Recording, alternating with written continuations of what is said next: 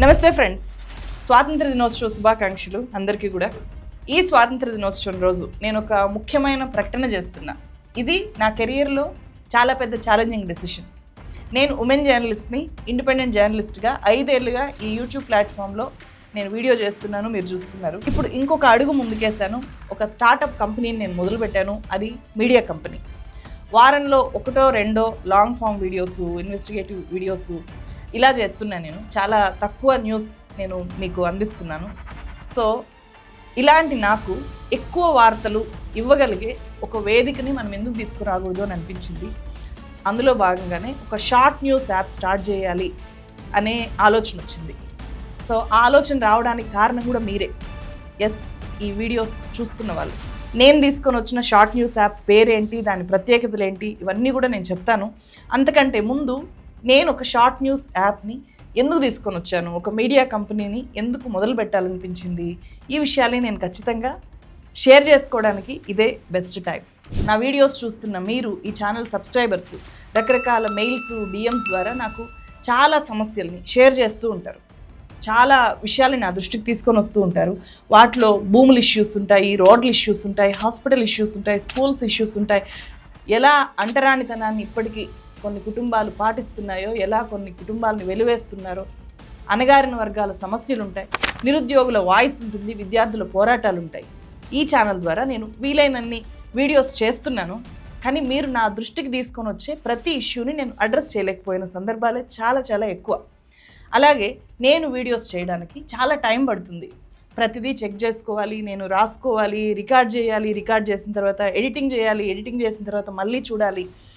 So కొన్నిసార్లు ఈ process అంతా అయ్యేలోపు నా దృష్టికి ఆ ఇష్యూ తీసుకొని వచ్చిన వాళ్ళు, అబ్బా ఈమె ఇంత లేట్ చేస్తుంది అని చెప్పి చిరాకుపడ్డ సందర్భాలు కూడా చాలా చాలా ఎక్కువ ఈ జర్నీలో. కానీ ఒక ఇన్సిడెంట్ జరిగినప్పుడు చాలా వేగంగా అడ్రస్ చేయడం అనేది చాలా ఇంపార్టెంట్. ముఖ్యంగా అవతల వ్యక్తి ఒక పెయిన్లో ఉన్నప్పుడు, అది చాలా ఇంపార్టెంట్ ఇష్యూ అయినప్పుడు దాన్ని వీలైనంత వేగంగా ప్రజల్లోకి తీసుకెళ్ళడం అనేది చాలా చాలా ఇంపార్టెంట్ జర్నలిజంలో. సో నేను ఆ లోటుని నేను ఫీల్ అవుతున్నాను. అలాగే నేను ఈ న్యూస్ ఆర్గనైజేషన్ స్టార్ట్ చేయడానికి మన మెయిన్ స్ట్రీమ్ మీడియా కూడా చాలా పెద్ద రీజన్. అత్యంత బయాస్డ్గా మారిపోయిన మెయిన్ స్ట్రీమ్ మీడియాని నేను చూస్తున్నాను. మెయిన్ స్ట్రీమ్ మీడియాలో నుంచి వచ్చి ఇండిపెండెంట్ జర్నలిస్ట్గా మారిన వ్యక్తిని నేను. సో షార్ట్ న్యూస్ ద్వారా ఏమైపోతుంది అనే ప్రశ్న ఎప్పుడూ ఉంటుంది. కానీ కాలం మారిపోయింది, జనరేషన్ మారిపోయింది. చాలా స్వీట్ అండ్ షార్ట్గానే కన్జ్యూమ్ చేయడానికి అలవాటు పడుతున్నాము. సో అందువల్ల షార్ట్ న్యూస్ యాప్ అనేది నాకు బెస్ట్ అనిపించింది. ఆంధ్రప్రదేశ్ రాష్ట్రంలో జరిగే ఏ మేజర్ పబ్లిక్ ఇష్యూని ఇష్యూగా కాకుండా మనం పార్టీల కోణంలో, కులం కోణంలో, మతం కోణంలో చూసే స్థాయికి ప్రజల్ని తీసుకెళ్ళిపోతున్నాయి రాజకీయ పార్టీలు. తెలంగాణలో సివిల్ సొసైటీ చాలా బలంగా ఉన్నా కూడా ఆ సివిల్ సొసైటీ వాయిస్కి మీడియాలో గతంతో పోల్చితే ఇప్పుడు దక్కుతున్న ప్రాధాన్యత చాలా చాలా తగ్గిపోయింది. నిరుద్యోగులు, విద్యార్థులు పెద్ద ఎత్తున రోడ్ల మీదకి వచ్చి చాలా పెద్ద ఎత్తున లాఠీ చార్జ్ చేయడము, వాళ్ళని అరెస్ట్ చేయడము, ఇలా వాళ్ళ ఒళ్ళు హూనమైతే తప్ప ఆ ఇష్యూని ఎవరు పట్టించుకోవట్లేదు. వాటి మీద నాన్ స్టాప్ కవరేజీలు దక్కట్లేదు. మొత్తం పాలిటిక్స్, పార్టీలు తప్ప వేరే ప్రపంచం లేకుండా పోయింది. ప్రజాస్వామ్యంలో ఎప్పుడూ కూడా ప్రజలు మాత్రమే మెయిన్, పొలిటీషియన్స్ కాదు. ప్రజాప్రతినిధులు ప్రజల కంటే ఎక్కువ ఎప్పుడూ కాదు. ప్రజలకు తొలి ప్రాధాన్యత దక్కాలి, దక్కి తీరాలి. పబ్లిక్ ఇష్యూస్ తర్వాతే పొలిటికల్ న్యూస్ అనేలాగా మన మీడియా ప్రయారిటీస్ని రీడిఫైన్ చేయాల్సిన అవసరం చాలా చాలా ఉంది. రీడిఫైన్ చేసి తీరాలి. అందుకు నా ఛానల్ సరిపోదు. సో నేను మొత్తం రీడిఫైన్ చేసేస్తానా అంటే చేయలేను ఖచ్చితంగా. ఇది నా చిన్న ప్రయత్నం. అందుకే ఒక షార్ట్ న్యూస్ యాప్తో నేను చేస్తున్న ఈ జర్నలిజం పరిధిని ఇంకా కొంచెం ఎక్కువ మందికి విస్తరించాలి అని చెప్పి అనుకుంటున్నాను. ఇదంతా నేను చెప్పిన తర్వాత ఎవరో జార్జ్ సోరోసో లేకపోతే చైనా నుంచినో ఇంకెవరో పెద్ద ఎత్తున ఫండ్ చేసేసారు తులసికి అని చెప్పి మీకు డౌట్ రావచ్చు.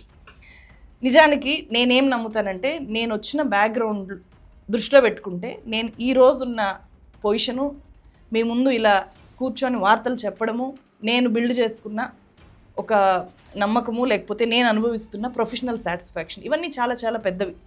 సో వీటన్నిటినీ కూడా నేను ఒక సంకల్ప బలంతోనే ఇక్కడి దాకా తీసుకొని రాగలిగాను. అదే సంకల్ప బలంతో డబ్బులు ఎట్లా అనేది ఆలోచించకుండా ఒక సంకల్ప బలంతో నేను దీన్ని మొదలుపెట్టాను. నా సంకల్పం మంచిదైతే అదే మనల్ని నడిపిస్తుంది అనే ధైర్యంతోనే ఛానల్ మొదలుపెట్టాను. అదే ధైర్యంతోనే ఈ షార్ట్ న్యూస్ యాప్ని కూడా మొదలుపెట్టాను. ఇది చూసిన తర్వాత నాతో పాటు కలిసి వచ్చేవాళ్ళు, నాలాంటి వాళ్ళు, నాకు సహకరించాలనుకునే వాళ్ళు తోడయ్యారు. అందువల్ల ఈరోజు నేను దీన్ని కంప్లీట్ చేసి మీ ముందు ఇట్లా అనౌన్స్ చేయగలుగుతున్నాను. నేను ఛానల్ స్టార్ట్ చేసిన 2-3 ఇయర్స్ నుంచే నా మైండ్లో ఇంతకు మించి ఏదైనా చేయాలి అని మసకగా ఉన్న ఒక ఐడియాకి ఒక కంప్లీట్ షేప్నిచ్చి ఇవాళ ఇండిపెండెన్స్ డే సందర్భంగా ఈ షార్ట్ న్యూస్ యాప్ని మీ ముందు అనౌన్స్ చేస్తున్నాను. ఈ యాప్ పేరు clear cut news, the clear cut news.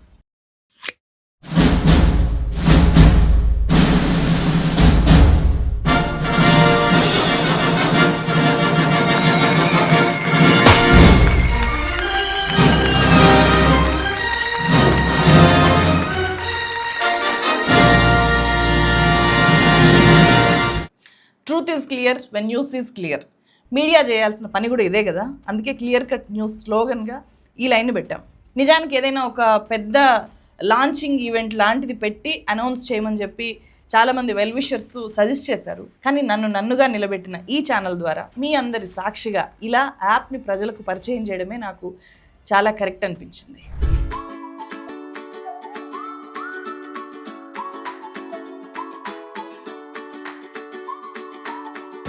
Media language ఎంత మారినా కూడా ఇప్పటికీ జెన్జీ న్యూస్ పేపర్స్ని కానీ లేకపోతే మెయిన్ స్ట్రీమ్ ఛానల్స్ని కానీ ఆర్ వెబ్సైట్స్ని కానీ చాలా దూరం పెట్టేయడానికి రీజను లాంగ్వేజ్ కూడా అని చెప్పి నాకు అనిపిస్తుంది. అందుకే తెలుగులో ఫస్ట్ జెన్జీ న్యూస్ యాప్ లాగా క్లియర్ కట్, పేరుకు తగ్గట్టుగా క్లియర్గా ఒక వార్త అర్థమయ్యేలాగా దాన్ని అందివ్వాలి అనేది మేము ఈ పేరు పెట్టుకోవడానికి రీజను. ఇవాళ యూత్కి, ఇవాళ సామాన్యులకి ఏం కావాలో అలాంటి వార్తల్ని, అలాంటి సమాచారాన్ని ఈ యాప్ ద్వారా అందించే ప్రయత్నం మేము చేద్దాం అనుకుంటున్నాం. ముఖ్యంగా తెలుగు, ఇంగ్లీష్ లాంగ్వేజెస్తో పాటు టెంగ్లీష్ను కూడా మేము ఇందులో యాడ్ చేసాము. ఈ టెంగ్లీష్ పెట్టడానికి రీజన్ ఏంటంటే 10th క్లాస్ తర్వాత తెలుగు చదవడము అనేది చాలా కష్టమైపోయింది ఇప్పుడు. సో 10th క్లాస్ దాకా కూడా మొత్తం ఇంగ్లీషే, ఓన్లీ తెలుగు సబ్జెక్ట్ మాత్రమే తెలుగులో చదువుతున్నారు. సో అలాంటి పరిస్థితుల్లో భాష అనేది చాలా పెద్ద, అంటే తెలుగు భాషని చదివే వాళ్ళు తగ్గిపోతున్నారు. సో ఇక్కడ నేను తెలుగు భాషని బతికించేది ఈ న్యూస్ యాప్ కాదు కాబట్టి, అండ్ తెలుగు భాష చాలా ఇంపార్టెంట్, అందుకే మెయిన్గా తెలుగులో ఇస్తున్నాము, మేము తెలుగులోనే రాస్తున్నాము, వాటిని టెంగ్లీష్లోకి మారుస్తున్నాము.